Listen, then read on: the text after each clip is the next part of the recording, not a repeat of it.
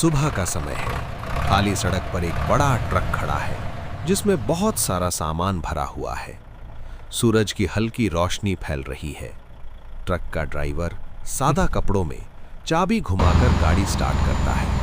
उसके चेहरे पर मेहनत और जिम्मेदारी साफ दिखती है। ट्रक शहर से निकलकर हाईवे, गांव और खेतों के बीच से गुजरता है।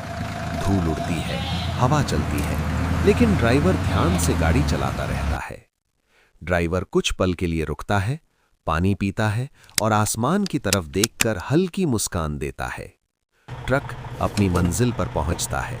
लोग सामान उतारते हैं। ये सिर्फ एक ट्रक नहीं, बल्कि